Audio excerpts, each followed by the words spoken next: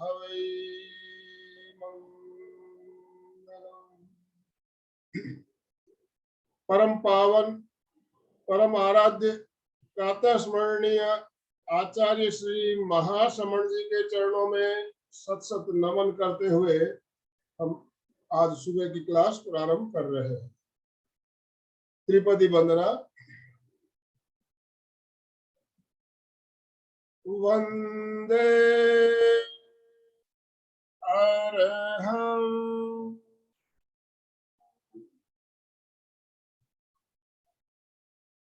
वंदे गुरुवरं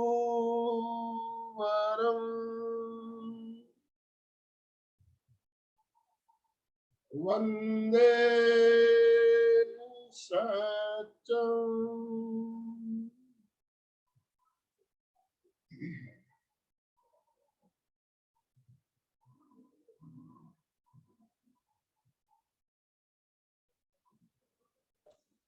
सभी साधक साधिकाओं को जय जिनेन्द्र, सुप्रभात। हमारा विशेष कार्यक्रम श्रृंखलाबद्ध तरीके से चल रहा है।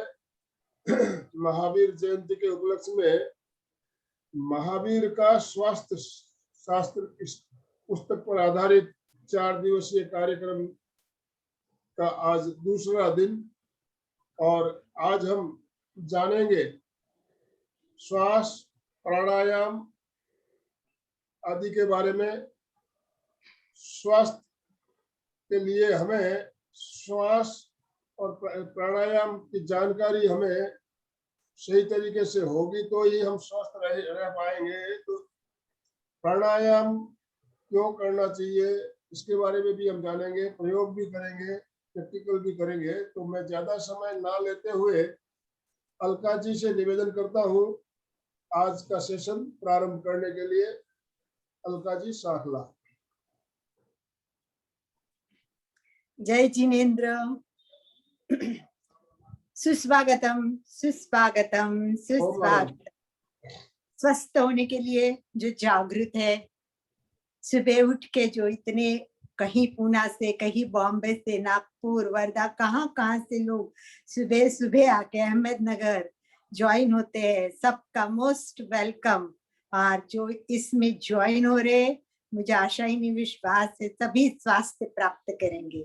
इनके आसपास भी कोरोना भटकेगा भी नहीं, डर के भागेगा। अरे ये तो सब जागृत लोग हैं, तो हमें स्वस्थ तो रहना ही है। पर महावीर का स्वास्थ्य शास्त्र सुनते सुनते लोगों को भी जागृत करना है। जितना बांटोगे उससे डबल आपके पास आएगा, चौबल आपके पास आएगा। तो भावना यही रखिए। देखो, प्रयत्न करना है। मैं आपको एक बात बताती हूँ स्टार्ट से। मंडलिक सर जो योग विद्या धाम शुरू किया है, शुरू में वो सभी टूथब्रश करते करते हर घर को नॉक करते हुए कहते थे कि योगा को आ जाओ।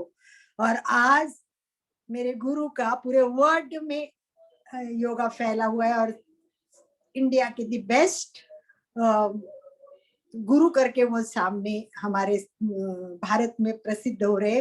और गुरु का एक संदेश मैं आपको देती हूँ कि मुझे भी पता है और मैं भी वैसा करती हूँ। मैं प्रयत्न करती हूँ कि भाई प्रोग्राम करो, काम करो, लोगों को जोड़ो। लोग जुड़ते नहीं है। सर बोलते कि नहीं जुड़े तो कोई बात नहीं, आप बोलते जाइए। अगर आप 99 बार बोलेंगे तो 100वें बार वो सोचेगा यार इतने बार बुलाया, अब तो जुड़ना पड़ेगा। तो लोगों को जोड़ना आसान नहीं होता, जोड़ के रखना आसान नहीं होता। तो इसीलिए परिवार संभालना, वैसे ये स्वास्थ्य ग्रुप सभी संभाले। भगवान महावीर के चरणों में कोटि कोटि वंदना करते हुए फिर 4 लाइनें मैं बताऊंगी। कल मैंने 4 लाइनें बताई थी महावीर के बारे में। किसी को याद है? चैट कर सकते हैं कि भाई 4 लाइनें मैंने कल लिखी थी और आपके पास शेयर की थी। तो किसी को याद है 4 लाइनों में मैंने क्या बताया था कल? कुछ खास बात बताई थी? आपने वीडियो ऑन कर लीजिए, आपके स्क्रीन पे चेहरे दिखाई नहीं दे रहे हैं। वीडियो ऑन कीजिए प्लीज सभी। वीडियो तो ऑन रखी है ये, भले आप घर में इधर उधर काम करते करते देखिए, कोई बात नहीं है, परंतु पता भी चले वीडियो ऑन हो तो बहुत अच्छा लगता है। आपको दिख के हेमा जी दिख रही है, राजकुमारी जी दिख रही है, अच्छा लगता है सबको देखने में भी। स्माइली रजनी जी और सुचिता मनोज जी तो है ही, गैलेक्सी का नंबर है किसी का, वो नाम नहीं है। कोई बात नहीं, श्यामा मेरी फ्रेंड भी जुड़ी है आज फ्रेश होके, और प्रशांत जी जुड़े, तो अच्छा है सभी जुड़े। कल की मैंने कोई सो के देख रहा है, कोई बात नहीं है, अच्छी बात है। तबीयत ठीक नहीं हो तो सो के सुनो, पर सुनो। सरोज जी जुड़े हैं, अशोक मालू भी जुड़े हैं, बहुत अच्छा, मोस्ट वेलकम। सबका मैं स्वागत करती हूँ। बाबा साहेब, लता जी तो हंसते हंसते ही ज्वाइन होती है। तो आइए बताइए मुझे कुछ, कल मैंने महावीर के 4 शब्दों में क्या बताया था? म, पहला शब्द क्या बताया था म के बारे में? कुछ याद है? नोटबुक मत देखिए, मुझे पता है कुछ कुछ लोग लिख रहे हैं, हेमा जी नोटबुक निकाल रहे। कोई बात नहीं हेमा जी, नोटबुक निकालिए और बताइए। क्योंकि मैंने इसीलिए रखा कि हमको याद नहीं रहता है, इसीलिए मैं प्रेरणा दे रही हूँ कि नोटबुक रखे और कुछ कुछ पॉइंट लिखते जाइए। हम संवादात्मक थोड़ा करते हैं ताकि आप भी सब इन्वॉल्व हो, एक दूसरे का क्या समझ में आया, कितना ध्यान रखा। महावीर का मन ही मन रोज याद करो। हाँ जी बोलिए। महावीर का मन ही मन रोज याद करो। करेक्ट, मन भगवान ही को, मन रोज याद करो। किसको याद करना है? भगवान महावीर को। और 24 तीर्थंकरों को भी याद करना है। सारे तीर्थंकर हमारे भगवान की तरह है। तो आइए पहले हाथ, पहला शब्द बहुत अच्छा है, दूसरा शब्द किसी को याद है? रोज भाव से वंदना करती हूँ। हाथ जोड़ के वंदना करती हूँ, हाथ जोड़ के। तो सभी एक बार हाथ जोड़े और एक लाइन में बताती हूँ, हम वंदन करेंगे सब। ये मेरे ननन जी कनक श्री जी है, संसार पक्षी मेरे ननन जी है, साध्वी श्री कनक श्री जी की गीत की लाइन में शुरुआत करती हूँ। सभी आप साथ में जुड़े, एक लाइन में बोलती हूँ, आप मेरे पीछे भी बोलेंगे। स्वीकारो सविनय भाव वंदना तीर्थंकर भगवान।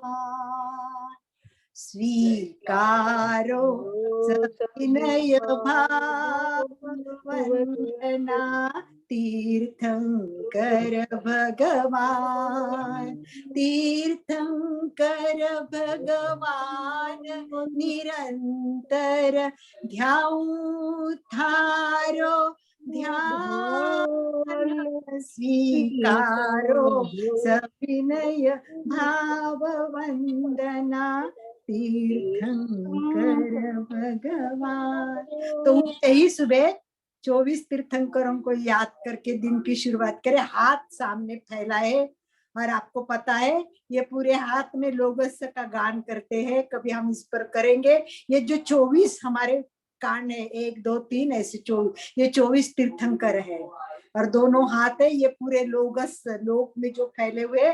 तो इसमें सुबह उठना है, देखना है और कैसा करना है, कभी हम लोगस पे भी एक बार लेंगे। बहुत सुंदर। तो तीर्थंकरों को याद करके दिन शुरू करेंगे। तो तीर्थंकरों को भाव भरी वंदना कर ली हमने, और उसके आगे अंतस्थ विराजित प्रातः स्मरणीय विश्व वंदनीय आचार्य श्री जो महान कार्य कर रहे हैं, नशा मुक्ति सद्भावना अहिंसा का संदेश लेके पैदल इतना दूर यात्रा करके सब लोगों को जगा रहे, उनके चरणों में सब भक्ति वंदना करते हुए साध्वी प्रमुखा जी जो हमें बहुत कुछ सिखा रही है, सब कुछ सीखने जैसा है।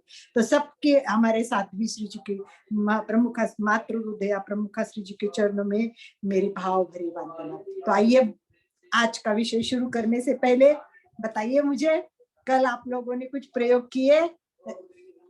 किसी ने कुछ किया कल? यस, बोलिए चित्रा जी, लिख दीजिए, चैट में लिख दीजिए, चैट में लिख दीजिए। अपन अनम्यूट क्लास में करेंगे चित्रा जी, अभी आप चैट में लिख सकते हो जिसने भी जो कुछ किया है कल, और फिर हम कार्यक्रम की शुरुआत करते हैं, ताकि आपका शेयर हो जाता है तो बहुत अच्छा लगता है। तो मुझे लगता है चित्रा जी शेयर कर रही है। यस, कुछ आहार का त्याग करने का, कल कुछ महावीर को याद करते हुए जितने परिहार बताए कल हमने आहार के, उसमें से कुछ किया है। ये चित्रा जी आपने लिखा, आपके उनोद्री की, लता कामक्रिया जी ने उनोद्री की, बहुत अच्छा। कहीं से पैर उतारो, स्टार्ट करो, चलना करोगे तो भी गति प्रगति करके आगे जाएंगे, कहीं ना कहीं शुरुआत करनी है। चित्रा जी आपने क्या किया, हाथ ऊपर किया था, पर अभी अनम्यूट नहीं करेंगे क्योंकि फिर बाद में बहुत डिस्टर्ब होता है। आप राइट कर सकते हैं तो राइट करिए, नहीं तो चलो आगे चलते हैं। वन टाइम आहार किया, अच्छा बहुत बढ़िया, वेरी गुड, चलो बहुत बढ़िया। तो आइए आज के विषय पे आते हैं। आज का विषय है उनोद्री की, श्यामा गुंदेचा ने भी उनोद्री की। ये मेरी हमारे कॉलेज की फ्रेंड है, देखिए पुणे से जुड़ी है और बहुत अच्छा लगता है। और हमारा बहुत अच्छा ग्रुप था, हम भी बहुत कुछ कुछ करते थे, कल ही बहुत बात की तो उसको भी बहुत अच्छा लग रहा है। तो यही सब जोड़े और कुछ करे, इसी भाव के साथ आगे बढ़ते हैं आज के विषय की ओर, श्वास और प्राण। श्वास के बारे में लगभग आई थिंक यहाँ बैठे हुए हर साधक, हर व्यक्ति, आज अभी तक जुड़े हुए 37 लोग जुड़े हुए, मुझे लगता है सारे लोग श्वास के बारे में अच्छी तरह जानते होंगे, बहुत अच्छी तरह जानते होंगे। यस, जानते हैं सभी? कितना जानते हैं? बहुत जानते हैं, थोड़ा जानते हैं, और थोड़ा सा जानते हैं? चित्रा जी ने हाथ करके बताया थोड़ा सा जानते हैं, अच्छी बात है। और कितना लोग जानते हैं कि बहुत जानती हूँ और अच्छा लगता है, प्रयोग भी करती है? यस, सुचेता जी बहुत अच्छा जानते हैं, वेरी गुड, उन्होंने थंब दिखाया, yes I know very well, very good very good, कोई बात नहीं है। और श्यामा बोल रही कि मैं छोटा सा जानती हूँ, कोई बात नहीं है। तो हम इसीलिए हम यहाँ ज्वाइन हुए हैं कि हम अधिक जाने और आगे बढ़े। श्वास सबसे इम्पोर्टेंट है, सबसे महत्वपूर्ण है, पर श्वास से भी अधिक इम्पोर्टेंट प्राण है। क्या आप प्राण के बारे में जानते हो? चलो ये बहुत इंपॉर्टेंट प्रश्न है मेरा, आप लोग हाँ या ना में जवाब दीजिए, केवल हाँ या ना, क्योंकि प्राण नहीं समझेंगे। प्रेक्षा ध्यान सीखा है लता कामक्रिया जी ने, तो बिल्कुल जानते होंगे प्राण, बिल्कुल। तो प्राण का बहुत ज्यादा इंपॉर्टेंट है। आपको आश्चर्य लगेगा, श्वास प्राण 10 है, वो प्राण तो 10 है, परंतु डे टू डे में हम प्राण के बारे में क्या जानते हैं, वैसे जानना एक जैन के दृष्टि से, तत्व ज्ञान के दृष्टि से जानना अलग, परंतु प्राण का क्या इंपॉर्टेंट है। जैसे श्वास का तो हम समझ रहे, आप देख रहे ऑक्सीजन नहीं मिल रहा है तो क्या हालत हो रही है, डेथ हो रही है बिना ऑक्सीजन के। अगर श्वास नहीं हुआ तो आदमी जिंदा रहेगा नहीं, ये बात सही है। तो प्राण नहीं होगा तो क्या होगा, प्राण का क्या रोल है हमारे शरीर में, ये बहुत इंपॉर्टेंट है। मुझे लगता है प्राण की जानकारी बहुत कम लोगों को है, ऐसा मुझे लग रहा है, क्योंकि मुझे भी खुद, जब तक मैंने एमए नहीं किया था, प्रेक्षा ध्यान में नहीं आई थी, तब तक मुझे भी प्राण के बारे में इतना ज्ञान नहीं था। तो कुछ बता सकते हो कितने लोग? यस, आप बोलो कि जानते हैं। जीव नहीं, जीव वगैरह अलग, इंदिरा जी, हम ये प्राण अलग विषय है, बहुत इंपॉर्टेंट है ये हमारे लिए जानना, इतना जरूरी है, श्वास से भी मुझे लगता है अधिक जरूरी है।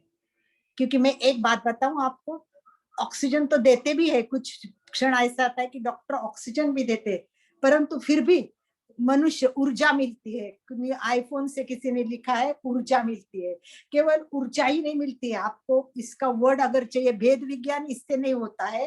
प्राण, देखो मैं अभी चलो विषय पे आती हूँ कि प्राण इतना इंपॉर्टेंट है कि देखो एक बार ऐसा आता है कि ऑक्सीजन चढ़ाते हैं, फिर डॉक्टर ऐसे बोलते कि नहीं अभी ऑक्सीजन का कोई उपयोग नहीं होगा, इसका मतलब श्वास से कुछ नहीं होगा। श्वास के आगे भी एक ऐसी शक्ति है कि जो हमें जीने के लिए काम आती है, जो शक्ति हमें जीवन देती है, जो शक्ति हमें ऊर्जा देती है, जो शक्ति हमें सब कुछ देती है, बहुत कुछ देती है। और ये शक्ति को आचार्य तुलसी जी ने एग्जैक्टली क्या है, राइट, वही बताने जा रही हूँ हेमा जी। एग्जैक्टली प्राण को जानना है तो गुरुदेव तुलसी का जो कहना है, वो कहते हैं कि ये प्राण जीवनी शक्ति है हमारे अंदर, ये संपूर्ण जीवन को चलाने वाली, संपूर्ण जीवन को चलाने वाली एक ऊर्जा है। ये बहुत ही इंपॉर्टेंट है प्राण। राजीमती जी लिखते हैं प्राण उस शक्ति का नाम है, प्राण उस शक्ति का नाम है। 5 प्राण के प्रकार तो बाद में आएंगे, पहले प्राण समझेंगे। प्राण उस शक्ति का नाम है जिसके द्वारा मनुष्य सोचता है, बोलता है, भले भांति सारी क्रियाएं करता है, ये सब प्राण शक्ति के द्वारा ही होता है।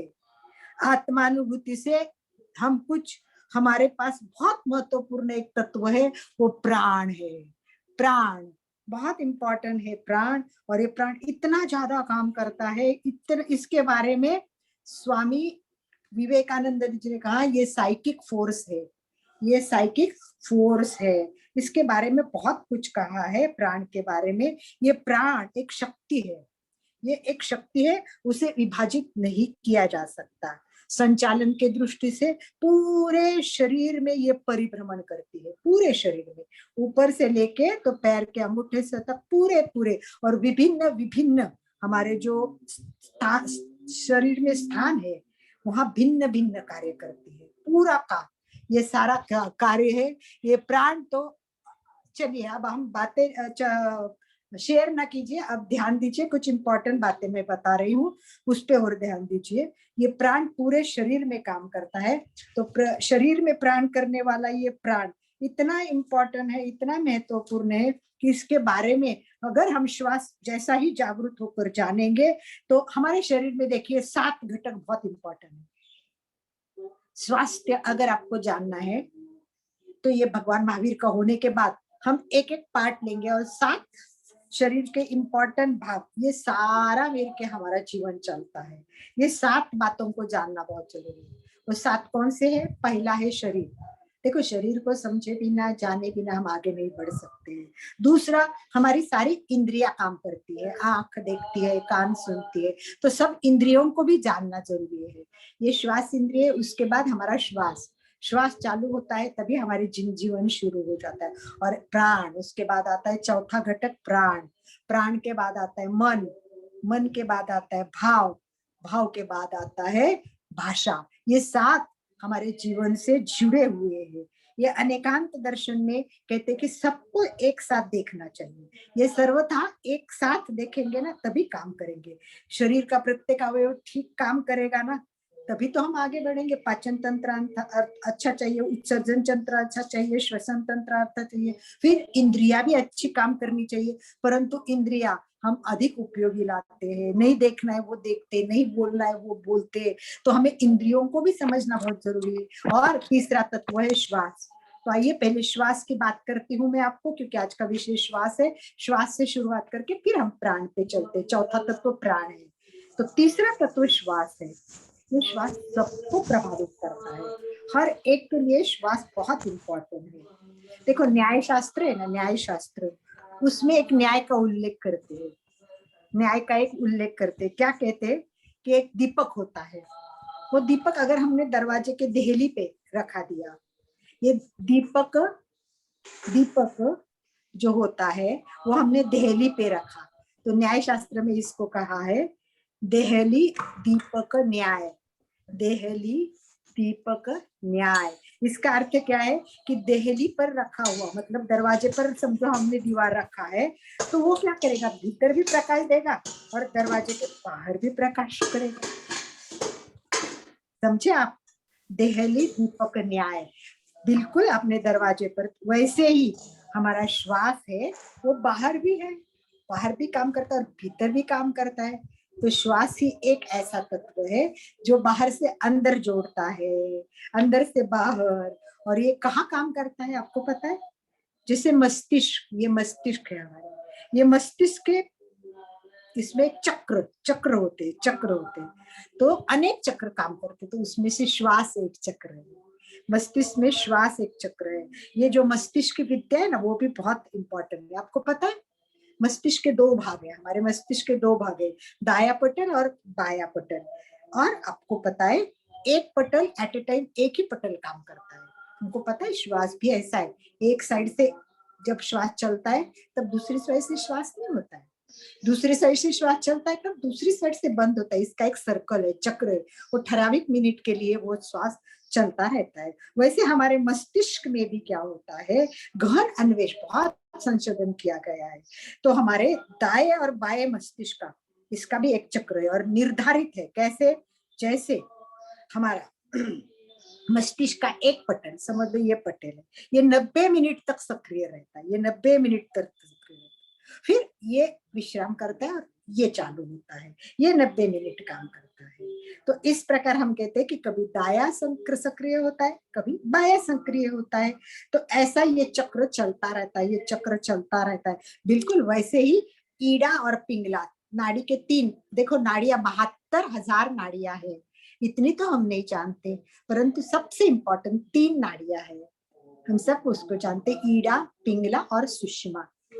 इसको ही चंद्र स्वर, सूर्य स्वर कहते हैं। तो हमारा जो राइट साइड है वो सूर्य है, लेफ्ट साइड है वो चंद्र है। तो हम श्वास कैसे लेते हैं, स्वास्थ्य के लिए श्वास के नियम समझना बहुत जरूरी है। ये बहुत बड़ा काम करता है, जिसका श्वास सही उसका स्वास्थ्य सही। श्वास और स्वास्थ्य का बहुत गहरा रिलेशन, पर हमारी श्वास ही सही नहीं है। मुझे कहने में बहुत दुख होगा और सत्य में आपके सामने लाती हूँ कि हमारे में से हम योग में भी जुड़े हैं, परीक्षा ध्यान में भी जुड़े हैं, परंतु 90% लोग ऐसे होते हैं जिनका श्वास सही नहीं होता है। उंगलियों में गिनने लोगों का भी श्वास इतना सही नहीं होता है। मैं इसका कारण बताती हूँ कि ये जो हमारे फेफड़े हैं, ये श्वास के लिए ये पूरे भरते हैं, ये पूरे भरेंगे ना तभी हम स्वस्थ रहेंगे। पर आप सोचो कि आप श्वास कितना लेते हैं, कितना श्वास लेते हैं। देखो आप श्वास लेते हैं ना, वो तो एकदम हम कम श्वास लेते हैं, इतना कम श्वास लेते हैं। हमारा जो श्वास लेने का जो हमारा रोज का जो होता है वो बहुत छोटा श्वास होता है। और इससे क्या होता है आपको पता है, पूरा श्वास नहीं जाने के कारण आप बोलो शरीर में खरबों खरबों कोशिकाएं काम कर रही है। ये खरबों कोशिकाओं का अन्न है प्राणायाम, ऑक्सीजन। उनको ऑक्सीजन नहीं मिलेगा तो कोशिकाएं कैसे काम करेगी। फिर आप लोग करेंगे कि नींद नहीं आती है, थकान आती है, आलस आता है, काम में स्पीड नहीं आता है। ये सारी समस्याएं क्यों आती है, क्योंकि हम छोटा श्वास लेते हैं।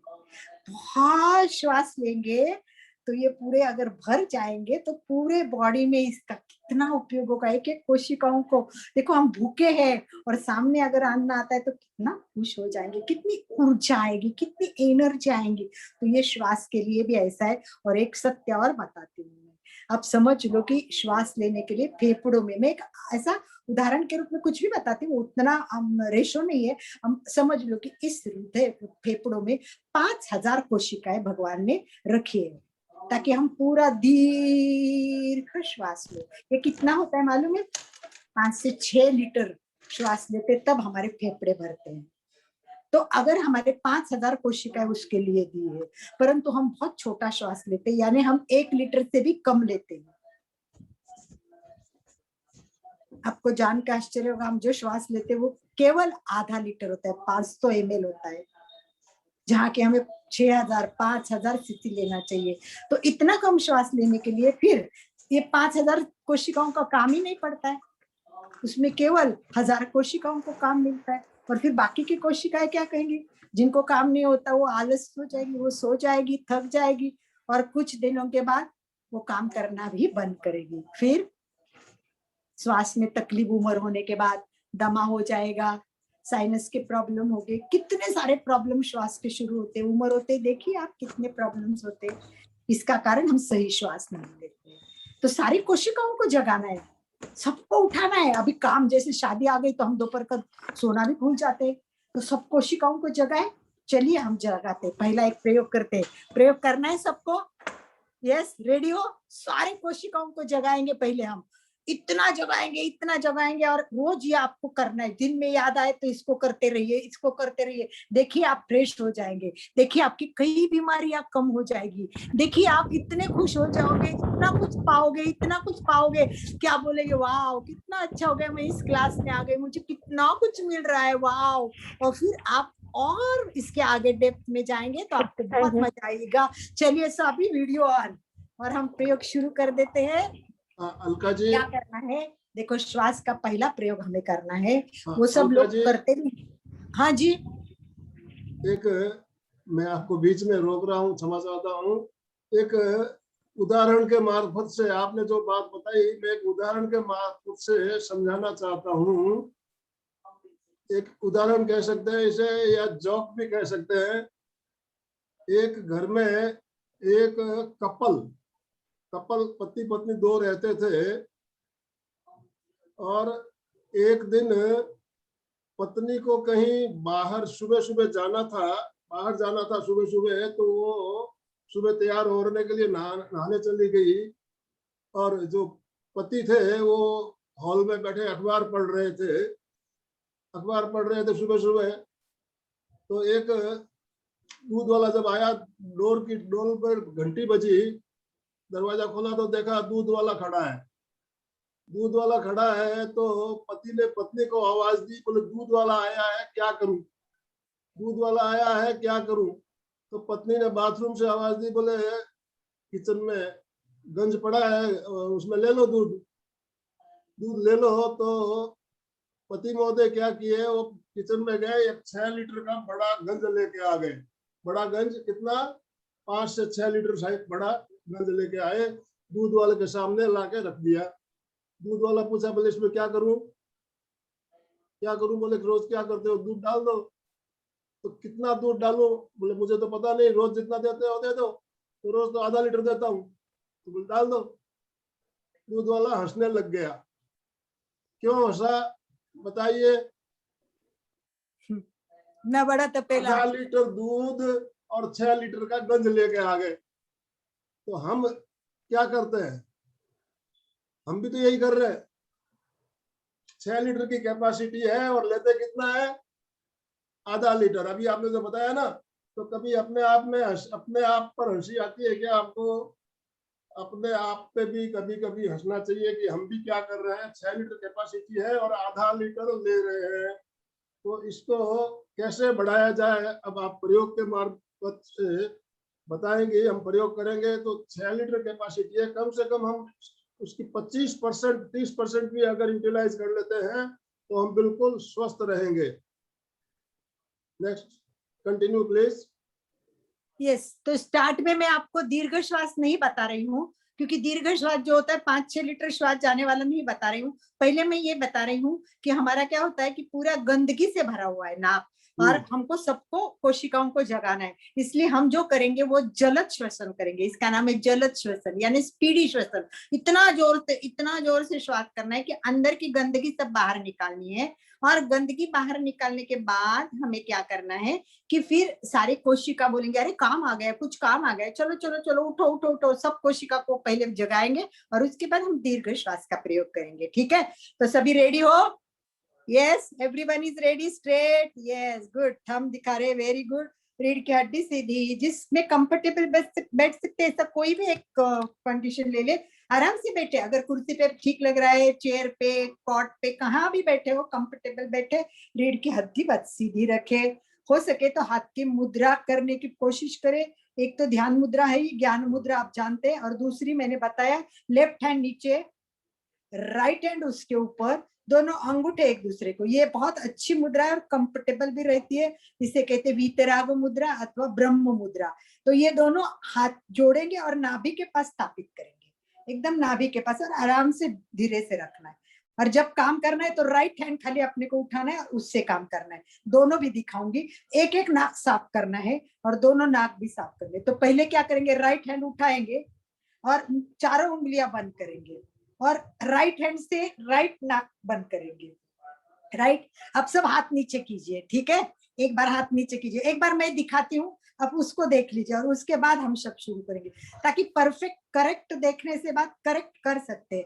तो एक बार मैं दिखाती हूँ कि किसी तरह तेज लेना है। तेज ऐसा लेना है, एकदम लंबा लेना है, झटके से छोड़ना है ताकि गंदगी आ जाए। जोर से लेना है, झटके से छोड़ना है, और उसके बाद क्या करना है, उसका स्पीड बढ़ाना है। ट्रेन क्या होती है, स्टार्ट होती है, हाँ, धीरे धीरे धीरे, फिर एकदम स्पीड लेती है। वैसे हमारे श्वास की गति होनी चाहिए। मैं आपको कराऊंगी ना, तब अंक दूंगी, आप अंक के साथ करना। एक बार देखना, देखो मैं क्या कर रही हूँ। राइट, अभी करेंगे नहीं, केवल ध्यान से देखे। देखो, राइट नाक बंद है, देखिए, करो मत प्लीज।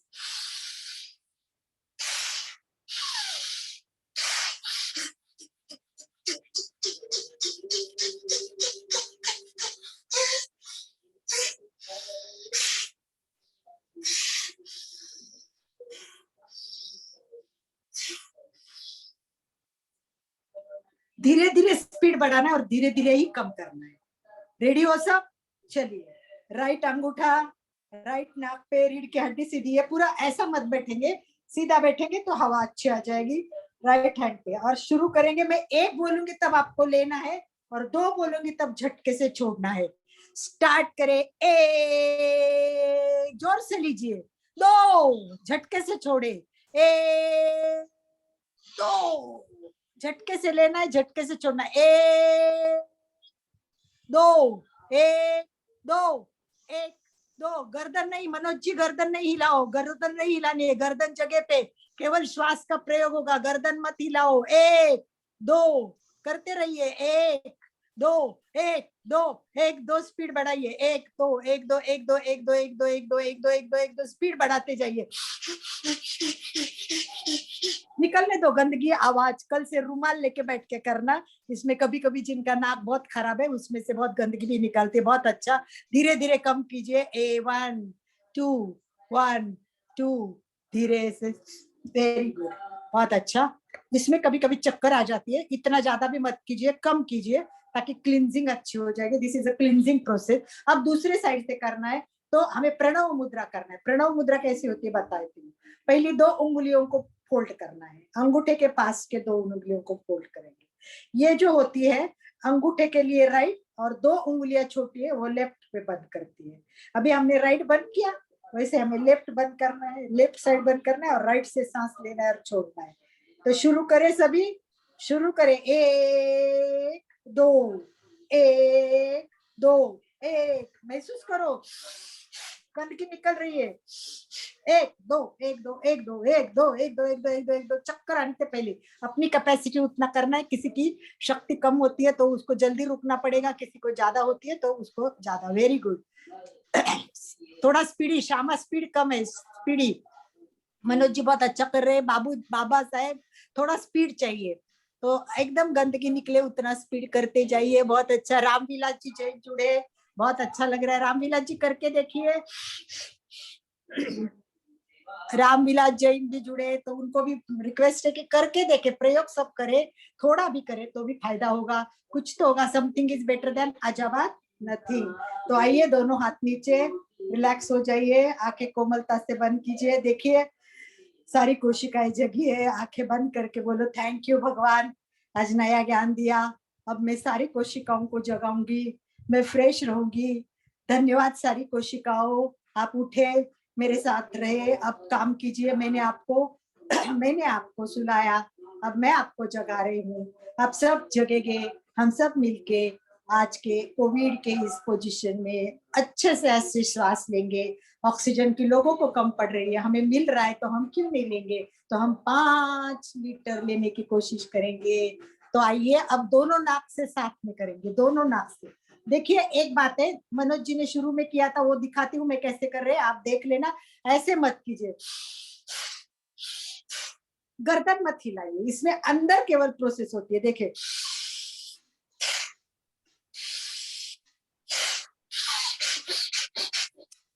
चलिए शुरुआत कीजिए। एक बार दोनों नाक से श्वास भरे, 1, छोड़े 2, 1, 2, 1, 2, 1, 2, 1, 2, 1, 2, 1, 2, 1, 2, 1, 2, 1, 2। कंधे भी मत हिलाइए, सरोज जी कंधे मत हिलाइए।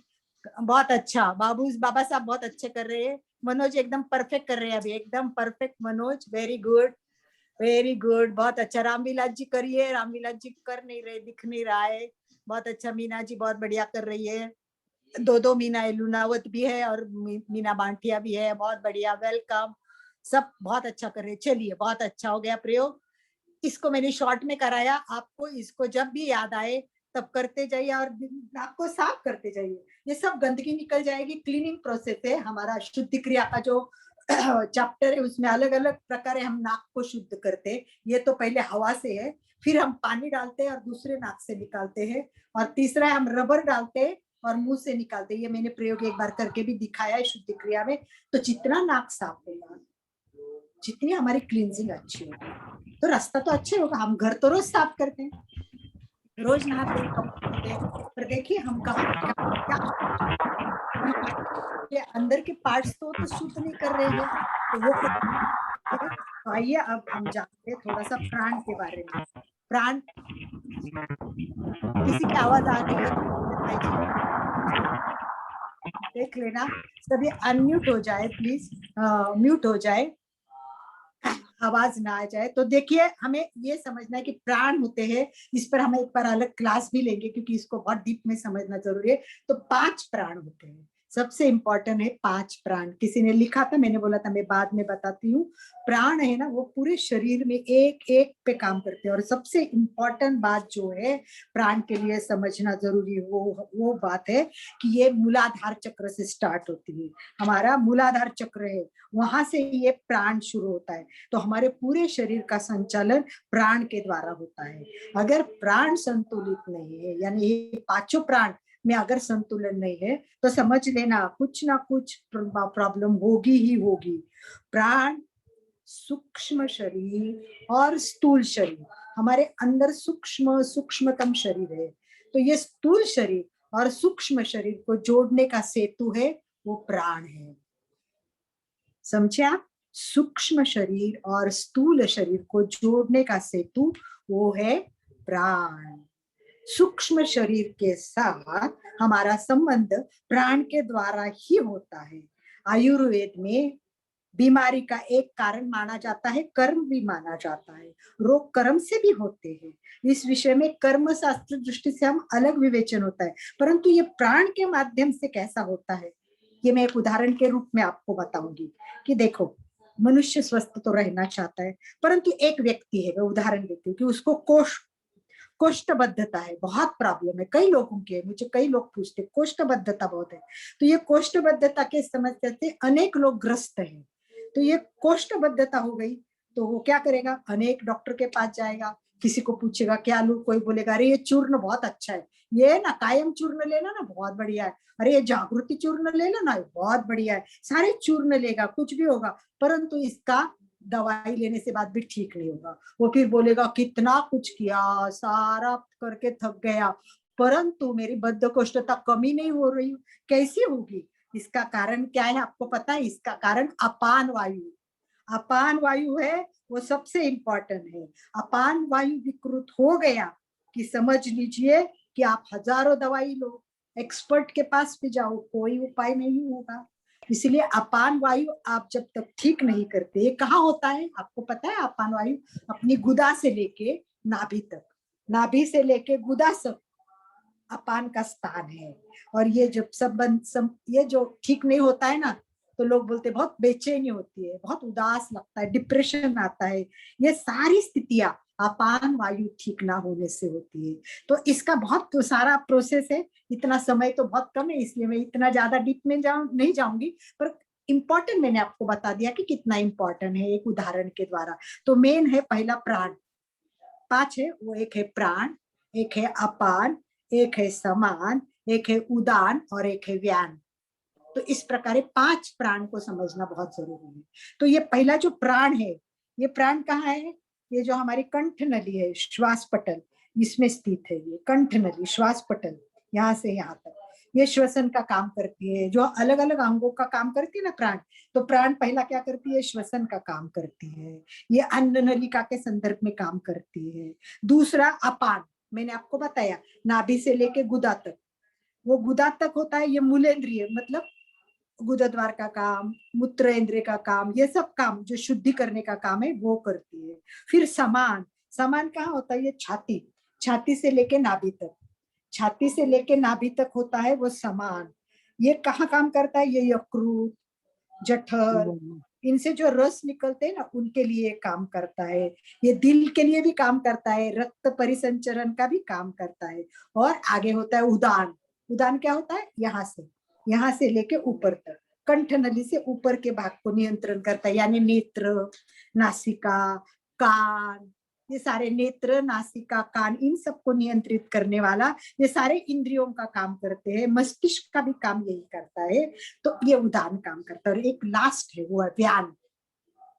व्यान भी बहुत इंपॉर्टेंट है। ये जीवनी शक्ति संपूर्ण शरीर में व्याप्त है, मस्तिष्क के लेके पैर के अंगूठे तक पूरे शरीर में ये व्याप्त है।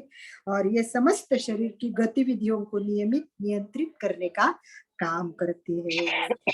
शारीरिक अंगों को, उसकी मांसपेशियां, उसके तंतु, नाड़ी, इन सब से काम करती है और क्रियाशील बनाती है। तो इस प्रकार प्राण को जानना है तो हमें प्राण की एक अलग क्लास लेनी पड़ेगी, क्योंकि हमारे पास इतना समय नहीं कि हम हर एक चीज को अभी समझे। तो केवल आज मैंने टच कर दिया कि श्वास जितना इम्पोर्टेंट है, श्वास से भी अधिक इम्पोर्टेंट है हमारा प्राण। तो प्राण भी बहुत इम्पोर्टेंट है, श्वास भी बहुत इम्पोर्टेंट है। इसीलिए आप लोग एक काम कीजिए ना, इतना तो मैं लेक्चर में नहीं बता पाती, पुस्तक के एक एक लाइन इम्पोर्टेंट है। तो आप ये पुस्तकें खरीदी कर लीजिए, और ये पुस्तक खरीदी करेंगे ना, स्वास्थ्य, कौन सा पुस्तक? महावीर का स्वास्थ्य शास्त्र। बहुत सुंदर गाइडलाइन करेगी, छोटी छोटी बातें आपको दे देगी, आपको समझाएगी। आपने समझा है कि शरीर में हमारी पर्याप्ति बहुत काम करती है, पर्याप्ति को सभी जानते हैं, परंतु पर्याप्ति और स्वास्थ्य का कैसा संबंध है ये समझना बहुत जरूरी है। तो जीवन का मूल आहार हमने कल देखा, आहार, और दूसरा है शरीर। तो दो पर्याप्ति इंपॉर्टेंट है, आहार और शरीर। और ये कौन आदमी कितना निरोगी रहेगा, कितना जिएगा, इसका दायित्व पूरा आहार पर है। मेन है देखो थायराइड, यहाँ थायराइड ग्रंथि होती है, ये आहार पर्याप्ति का इससे बहुत गहरा संबंध है, ये विशुद्धि केंद्र है। ये जो आहार प्राप्ति है ना, तो व्यक्ति क्या करती है, ये अगर अच्छी काम नहीं करती है तो हमारा चयापचय अच्छा नहीं होगा, ये जो चयापचय की कोशिका है वो अच्छा काम नहीं करेगा। तो इस प्रकार इस पर ये बहुत डिपेंड है। तो मैंने एक बार आपको बताया था कि ओज आहार भी इसका संबंध आहार पर्याप्ति से है। तो मूलभूत आहार है वो मैंने एक बार बताया था कि ओज आहार, वो जब तक है, आदमी कितना भी गिर जाए, खाड़े में पड़ जाए, एक्सीडेंट हो जाए, 50 दिन दब के रहे, फिर भी जिंदा रहेगा अगर ओज आहार उसका जागरूक है। तो इस प्रकार हमारे शरीर में रोम आहार होता है। अगर 3 घंटे तक ये शरीर के रोम रोम हवा लेती है, श्वास लेती है, आहार लेती है, इसलिए मैंने कहा 6 दिशों में आहार होता है। तो ये आहार पर्याप्ति जितना काम करती है, तो स्वस्थ रहने के लिए श्वास के नियम समझना जरूरी है, आहार को जानना जरूरी है, और उसके साथ प्राण को समझना सर्वाधिक जरूरी है, क्योंकि ये प्राण जितना काम करता है, श्वास से भी अधिक काम ये प्राण काम करता है। तो शरीर पर्याप्ति को भी समझे, तो स्वास्थ्य की कुंजी मैंने आज आपको दी है, स्वास्थ्य का रहस्य मैंने आपको बताया है, वो है प्राण। और उससे भी ज्यादा इंपॉर्टेंट है अपान प्राण, हमारे गुदा से लेके नाभि तक ये अपान प्राण जो काम करता है ना, वो अच्छा हो गया, वो शुद्ध हो गया, वो संतुलित हो गया, तो अनेक समस्याओं का समाधान आपको मिल जाएगा। तो आपकी बहुत सारी बीमारियां है, उसकी कुंजी है हमारी मूल नाड़ी, यानी शक्ति केंद्र है, उसको हमें ऊपर उठाना है। आप जानते हैं ये भी एक बहुत बड़ा प्रकार होता है। तो ये मूलाधार चक्र होता है, वहीं से अनेक बीमारियां पैदा होती है। वो ठीक नहीं रहता है तो बीमारियां होगी, उसको स्वस्थ रखना बहुत जरूरी है। इसलिए इंद्रिय पर्याप्ति में एक और इम्पोर्टेंट बात बताइए, हमारे इंद्रिय पर्याप्ति में बहुत सारे इंद्रिय, पर 3 इंद्रियों को अधिक ध्यान देना है, बहुत इंपॉर्टेंट 3 इंद्रिय। कौन से? क्या कोई बता सकते कि शरीर में सबसे इंपॉर्टेंट 3 इंद्रिय है? क्या कोई लिख सकता है कौन सी 3 इंद्रिय बहुत इंपॉर्टेंट है, सबसे अधिक इंपॉर्टेंट है? चलिए बताइए, कोई लिख सकते हैं, कोई भी लिख सकता है ना, तो थोड़ा सा लिखिए कि सबसे इंपॉर्टेंट नंबर 1 बताइए मुझे, फर्स्ट कौन सा इंद्रिय को इंपॉर्टेंट देना चाहिए? बताइए, सबसे इंपॉर्टेंट पहला इंद्रिय बताइए, थोड़ा सा बताइए भाई, ऐसा तो नहीं चलेगा कि कुछ भी नहीं बोल रहे, थोड़ा तो बताइए। किसने लिखा है? कान? नहीं, नहीं जी, नहीं, कान नहीं है। श्वानी नहीं, स्पर्शेंद्रिय नहीं, लीवर नहीं, आंखें भी नहीं, मन नहीं, कोशिश करे। घानेन्द्रिय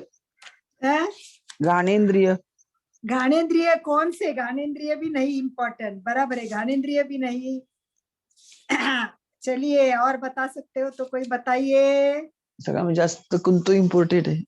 हाँ जी, ब्रेन भी नहीं इंद्रिय कोणतं आहे? घानेन्द्रिय, चक्षुंद्रिय, कानेन्द्रिय। घानेन्द्रिय भी नहीं, टंग भी नहीं, ना ना ना ना, सबसे इम्पोर्टेंट याद कीजिए, ध्यान में भी हाँ जी, सांस सांस तो इम्पोर्टेंट है, श्वास तो अलग है, श्वास। इंद्रिय पूछ रही हूँ। श्वास तो इंद्रिय लेता है ना, स्पर्शेंद्रिय इम्पोर्टेंट नहीं है। श्रोतेंद्रिय, है श्रोतेंद्रिय, श्रोत्रेंद्रिय। चलिए हम बता देते हैं आपको, सबसे इम्पोर्टेंट नाक है। नाक, इसको क्या बोलते हैं? नासाग्र। आपको पता है भगवान महावीर क्या करते थे? नाक पर ध्यान देते थे।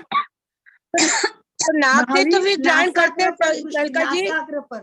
नासाग्र पर दृष्टि घ्राणेंद्रिय देकर। बोलते हैं ना नाक को, घ्राणेंद्रिय बोलते हैं ना नाक को तो। हाँ घ्राणेंद्रिय, सॉरी, बराबर घ्राणेंद्रिय। मैं इंद्रिय का नाम पूछा था, घ्राणेंद्रिय ही बराबर है, इसको नाक बोलते हैं। एग्जैक्टली नाक से जिन्होंने तो बताया सांस था। लेते तो घ्राणेंद्रिय हो गया ना। लंग्स इम्पोर्टेंट नहीं है, सबसे इम्पोर्टेंट है नाक। किसके लिए मैं बताती हूँ आपको दो। ठीक है, पहला नाक हो गया, तो दूसरा कौन सा है और तीसरा कौन सा है? चक्षु, नाक के बाद चक्षुंद्रिय, आँख, चक्षु, सेकंड कान, स्किन नहीं है सोनिका जी, स्किन चक्षु। नहीं है, आंखें, आंखें भी नहीं है। रसनेंद्रिय। चलो मैं अभी एक बार ना इसको बता देती हूँ क्योंकि टाइम जाएगा। हम throat, correct correct Hema ji, exactly. कंठ बहुत इंपॉर्टेंट है। नासाग्र, उसके बाद कंठ, और उसके बाद बहुत इंपॉर्टेंट है, बहुत इंपॉर्टेंट। विशुद्धि केंद्र नहीं, हो गया कंठ मतलब विशुद्धि केंद्र आ गए। एक बहुत आंखें, important है। हाँ बोलो। चक्षुंद्रिय, हाँ चक्षुंद्रिय, नहीं नहीं नहीं, आंखें, एक बहुत आंखें। इम्पोर्टेंट, बहुत नाभि, इम्पोर्टेंट है, बहुत नाभि। इम्पोर्टेंट है। नेवल नहीं,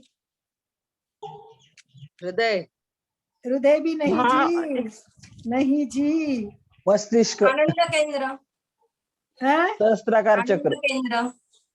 चलिए अभी हम बात कर लेते हैं। आप सबसे इम्पोर्टेंट आप है ही बता दीजिए, नासाग्र। टाइम वेस्ट हो रहा चलिए अभी अभी ध्यान से सुनेंगे, बात नहीं करेंगे, चर्चा नहीं करेंगे, क्योंकि टाइम ना थोड़ा, एक कभी हम ना ऐसे क्लास उसी विषय पे ले लेंगे और समय लेके बाद बैठेंगे ना तो मजा आ जाएगा। अभी हम सुन लेते हैं। नंबर 1 नासाग्र, नंबर 2 कंठ, और नंबर 3 नाभि है। नाभि सारी 72,000 नाड़ियां है, वो हमारे कहाँ जुड़ी है? नाभि से। नाभि से जुड़ी है। तो नासाग्र का काम है ना, आप जानो कि ये जो नासाग्र है, प्रेक्षाध्यान में इसको क्या बोलते हैं? प्राण केंद्र। इसीलिए इसका नाम है प्राण केंद्र, इसका नाम है विशुद्धि केंद्र, और नाभि का नाम है तेजस केंद्र। देखो आप समझते होंगे कि नाक का काम है केवल श्वास लेना, केवल गंध लेना? नहीं, ये नाक है ना, ये भी स्वास्थ्य की कुंजी है। नाक है ना, ये स्वास्थ्य ठीक रखने के लिए बहुत बड़ा काम करता है। इसीलिए भगवान महावीर ने क्या किया था? नासाग्र पर दृष्टि रखी थी, क्योंकि ये जानते थे कि ये स्वास्थ्य की कुंजी है। कितनी कठिनाइयां सहन की उन्होंने, परंतु वो स्वस्थ रहे। शारीरिक स्वास्थ्य प्राप्त हुआ, मानसिक स्वास्थ्य, भावनात्मक। कारण नासाग्र पर दृष्टि, ये उनका रहस्य है। इसीलिए हमें समझना है कि ये नाक कैसे काम करता है। इसका कारण नाक पर विचार बहुत करना चाहिए, एक लेक्चर हो जाएगा नाक पर, इतना इंपॉर्टेंट है। क्योंकि नाक और श्वास का गहरा संबंध है। वो हम जानते हैं कि हम श्वास नाक से लेते हैं, परंतु शरीर शास्त्र की दृष्टि से आप देखेंगे तो ये जो मस्तिष्क है ना, ये मस्तिष्क में एक भाग है, उसका नाम है घ्राण मस्तिष्क। जैसे घ्राणेंद्रिय बोला, मेरे ध्यान में नहीं आया, सॉरी फॉर दैट। घ्राणेंद्रिय परफेक्ट बताया था, वो घ्राणेंद्रिय ही है। तो हमारे मस्तिष्क में भी एक घ्राण मस्तिष्क है, और इसका संबंध ब्रह्म ज्ञान से होता है। ये मस्तिष्क, आश्चर्य लगेगा आपको, मस्तिष्क में जो घ्राण मस्तिष्क है वो पशुओं में जितना जागरूक होता है उतना मनुष्य में नहीं है। पशुओं में ये घ्राण, आप देखते हैं उनकी घ्राण शक्ति बहुत ज्यादा होती है। तो ये बहुत इंपॉर्टेंट बात है, इसको समझना है। तो नाक का अर्थ समझना यानी शरीर के अनेक रहस्यों को जानना है। इसीलिए भगवान महावीर नासाग्र पर दृष्टि रखकर ध्यान करते थे।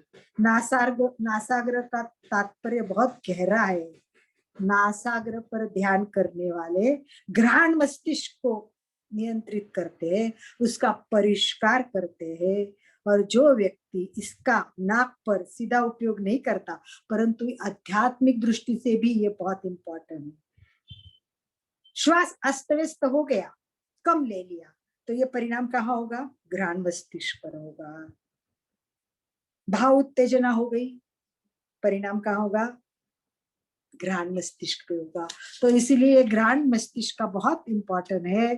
तो इसीलिए कहते हैं कि हमें ये समझना बहुत जरूरी है। अशुद्ध भाव, अशुद्ध श्वास, ये सब हमने ग्रहण किए कि समझ लो रोग हो गए। तो इस प्रकार रोग होते हैं वो प्राण संतुलित ना होने से होते हैं। और हमें प्राण से, श्वास से कितने फायदे होते हैं उसके बारे में हम जितना भी जानेंगे उतना भी कम है, क्योंकि इस विषय को एक एक घंटा भी अगर हम बात करेंगे तो भी ये बहुत कम है। तो हमारी ये सारी चिकित्सा हो जाती है। तो प्राण चिकित्सा करना भी बहुत जरूरी है। श्वास और प्राण ये दोनों साथ साथ चलने वाले बहुत स्वास्थ्य के दोनों कुंजी है। तो हमें श्वास को तो समझना ही है। तो आइए एक 5 मिनट का, 2-3 मिनट का प्रयोग करते हैं। सीधे बैठेंगे सब, रीढ़ की हड्डी सीधी करेंगे। सभी प्रयोग के लिए तैयार। एक लास्ट प्रयोग कर लेते हैं। किस तरह आपको प्राण को भी जगाना है, किस तरह आपको अपने अंदर शक्ति लेनी है, ऊर्जा लेनी है। सभी रीढ़ की हड्डी सीधी, आंखें कोमलता से बंद करे, चेहरा शांत, हाथ की मुद्रा करे, ज्ञान मुद्रा अथवा वीतराग मुद्रा। चेहरा शांत।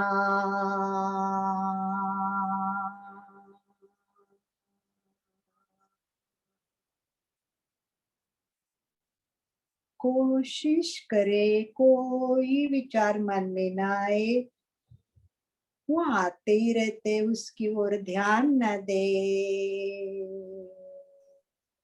पूरा ध्यान श्वास पे केंद्रित करें। केवल श्वास को देखें। मन ही मन भावना भी भानी है हमें, और सोचते रहिए, विचार करते रहिए, भावना भरिए कि बस मैं और मेरा श्वास।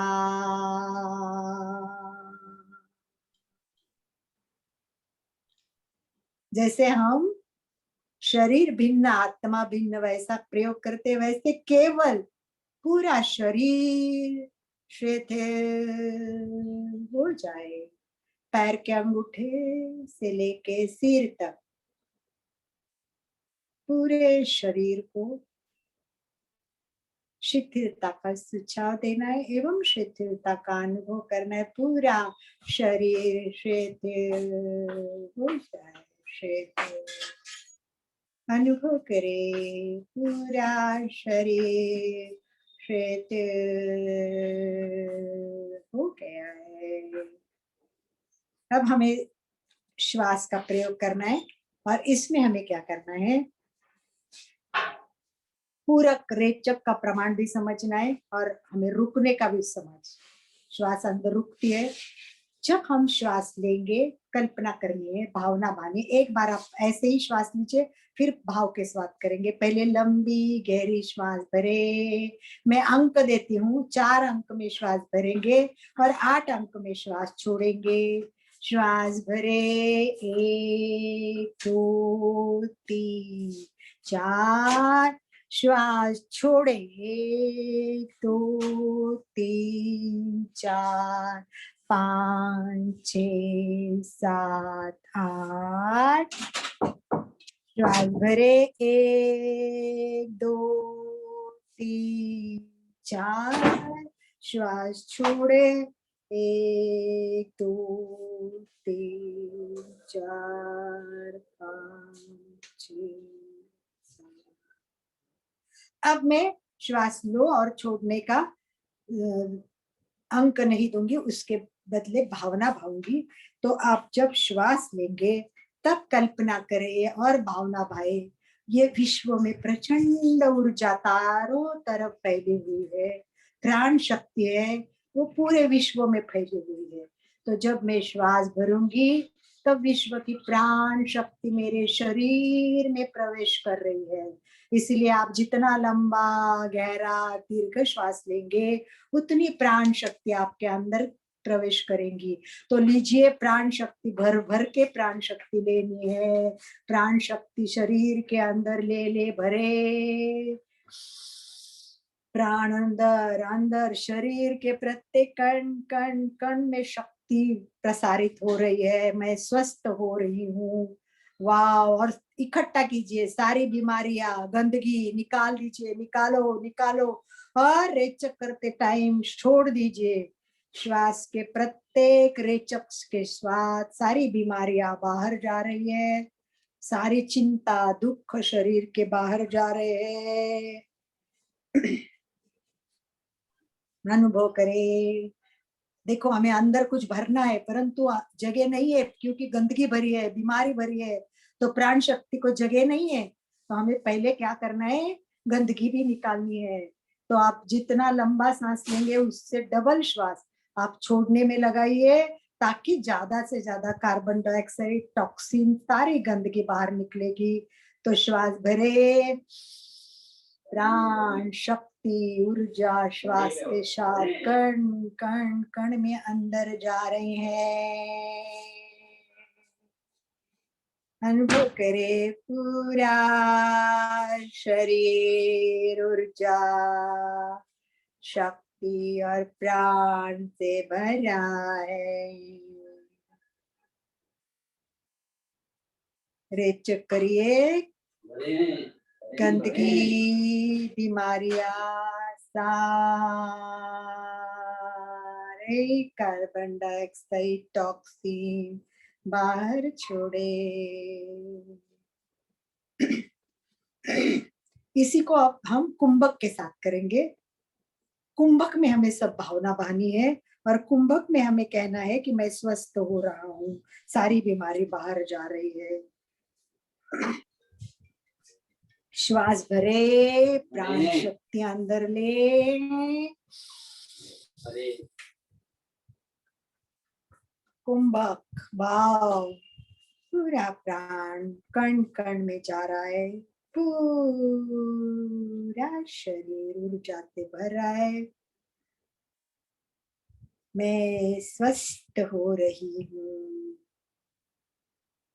जितनी देर कुंभक कर सकते उसमें भावना बांधते जाइए। अंतः कुंभक। अब श्वास छोड़िए, रेचक करिए। जो मन में गंदगी है, राग द्वेष मोह माया, श्वास के द्वारा मैं बाहर छोड़ रही हूँ। मेरा अंदर का क्लीनिंग, सफाई कर रही हूँ। वाव, अंदर हल्का हल्कापन महसूस कर रही हूँ। छोड़ दीजिए, सारा श्वास लेके बाह्य कुंभक करे, और कल्पना करें कितनी गंदगी निकली है चारों तरफ। वाव, सारे